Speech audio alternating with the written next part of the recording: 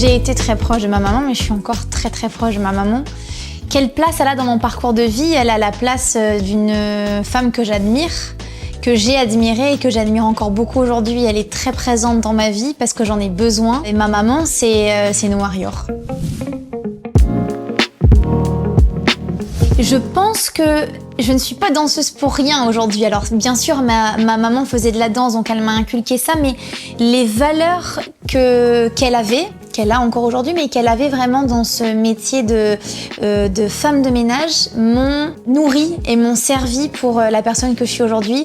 La rigueur, la politesse, arriver à l'heure, rendre service, toutes ces caractéristiques-là, c'est les caractéristiques que je retrouve aujourd'hui dans ma personnalité. Donc, comme dit souvent ma mère, les chiens ne font pas des chats. Alors, j'ai grandi dans un foyer où on prenait énormément soin de la maison. Alors, forcément, aujourd'hui, j'ai des tocs de ménage. Voilà, c'était évident. J'adore rentrer chez moi, que ça sente bon, que ça soit propre, que ça soit bien rangé.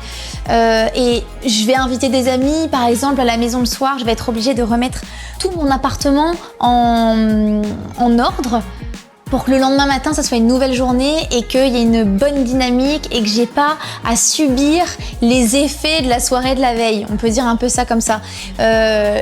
J'aime avoir un foyer qui soit rangé, qui soit sain.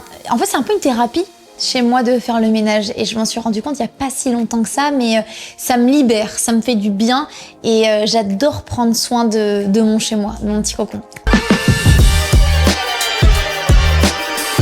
J'ai toujours voulu devenir danseuse depuis que je suis toute petite. Je crois même depuis que je suis dans le ventre de ma mère, j'ai voulu faire ce métier. Je me suis sentie à ma place en tant que danseuse amateur, on va dire tout de suite, parce qu'en fait j'ai baigné dans ce milieu-là. Par contre, en tant que danseuse professionnelle, ça a mis un petit peu plus de temps. Il y a toujours ce moment où on se pose la question, est-ce qu'on est légitime? Pourquoi moi et pas une autre? Alors que les autres danseuses qui étaient à ce casting-là étaient formidables, voire meilleures que moi. Alors pourquoi moi, à ce moment-là, j'ai tapé dans l'œil du chorégraphe? J'ai pas un moment précis, mais disons que je me souviens que vers mes 19-20 ans, j'ai arrêté de me poser la question de pourquoi moi et je me suis juste dit, bah profite parce que c'est toi. C'est pas évident de trouver son équilibre entre sa vie pro et sa vie perso parce que je mets un point d'honneur justement à avoir une vie perso. Ça veut dire je suis ok pour partager sur les réseaux sociaux plein de moments de ma vie, que ce soit avec mon amoureux qui partage ma vie, avec ma famille, ma nièce et mon neveu que j'aime tout particulièrement et que j'expose de temps à autre sur les réseaux. Donc comment je trouve ce ratio entre vie perso et vie pro? Je montre ce que je veux. Je me pose pas la question, je le montre ça ou je le montre pas. J'ai envie de montrer quelque chose de très spontané, que j'ai passé un super moment dans ma journée, je le fais. Si à la fin de la journée, je me rends compte que je l'ai pas posté et que j'ai pas partagé ce moment, c'est que je vais pas le partager. Ça m'arrive souvent quand même de rentrer à la maison et d'être épuisée de mes entraînements de danse. Déjà, c'est une sensation que j'aime beaucoup.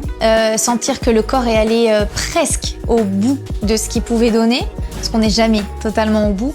Mais vraiment cette sensation d'avoir accompli quelque chose de fort dans sa journée. Et moi, ça m'anime vraiment. J'adore ces moments-là. Ce que je fais, généralement, je prends un bain pour me détendre un peu avec des huiles essentielles de Golteri dedans.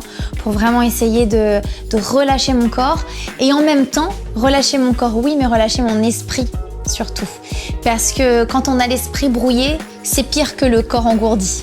En fait, un corps engourdi, on va s'étirer et ça va passer. Un esprit brouillé, là, c'est un petit peu plus compliqué. Donc moi, j'ai des petits rituels de protection aussi. Par exemple, j'adore passer de la sauge dans la maison, peut-être pour éliminer les mauvaises énergies que je peux ramener de ma journée.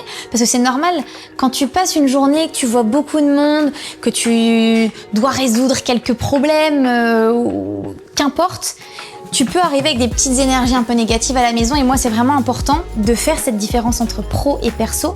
Moi quand j'arrive à la maison, il faut un peu que j'essaye d'oublier tout ce qui s'est passé dans ma vie professionnelle. C'est vrai que j'ai beaucoup d'énergie. J'ai beaucoup d'énergie, alors je tiens ça de ma mère encore, qui elle aussi a beaucoup d'énergie et elle ne montre jamais quand elle est fatiguée. J'ai plein de petites astuces pour ça. J'adore me prendre le matin un petit shot de gingembre avec peut-être un petit peu de pomme, parfum. Voilà, on mélange un peu. Je t'avoue que c'est pas moi qui fais les petits shots à la maison, mais c'est mon amoureux qui prépare, tu sais. Ça, c'est Essentiel, le matin quand je sais que je vais avoir une grosse journée, je me prends ce petit shot de gingembre là qui va me faire du bien, bien dormir, et on le répétera jamais assez, mais bien manger. C'est-à-dire que manger du sucre à foison, c'est pas ce qui te permettra de tenir dans ta journée. Ça m'est arrivé, là, il y a pas très longtemps, de faire une pause dans ma vie et de me dire « Attends, regarde tout ce que t'as fait, profite et analyse et félicite-toi. » Et en fait, je me suis rendu compte que j'avais oublié le 3/4 des choses que j'avais faites dans ma carrière et dont je suis hyper fière. J'ai pas un projet pour lequel je suis plus fière qu'un autre. Par contre, je suis fière d'avoir tenu sur la durée dans ce milieu parce que j'ai fait beaucoup de projets, j'ai eu la chance de voyager dans le monde entier, j'ai suivi des chanteurs, je fais Danse avec les stars, j'anime en télévision, je travaille avec des marques, je travaille sur YouTube, je fais plein de choses et c'est le fait de faire plein de choses qui me rend fière aujourd'hui. C'est de me dire que je suis pas restée dans cette ligne directrice où je me suis dit je vais faire de la danse et je vais me cantonner qu'à la danse, et ce qui aurait été aussi très bien, j'ai essayé de voir si j'étais capable de faire autre chose et je suis fière de moi parce qu'en fait oui, je suis capable de faire autre chose parce que je m'en suis donné les moyens et on est tous capables de faire plein de choses.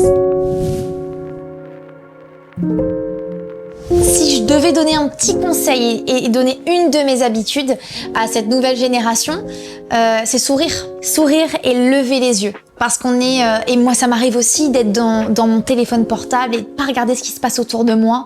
Et en fait, on perd des connexions avec les gens. Et moi j'adore les gens. J'adore les histoires des personnes qui m'entourent. J'adore rencontrer des gens, même si ça va être que 15 minutes dans une journée, je vais plus les revoir de ma vie. Je vais penser à eux parfois et me dire « Ah mais c'était super quand j'avais rencontré un tel à tel endroit ». Donc c'est lever les yeux et sourire. On vivrait dans un monde meilleur, je crois, si ça se passait comme ça tous les jours.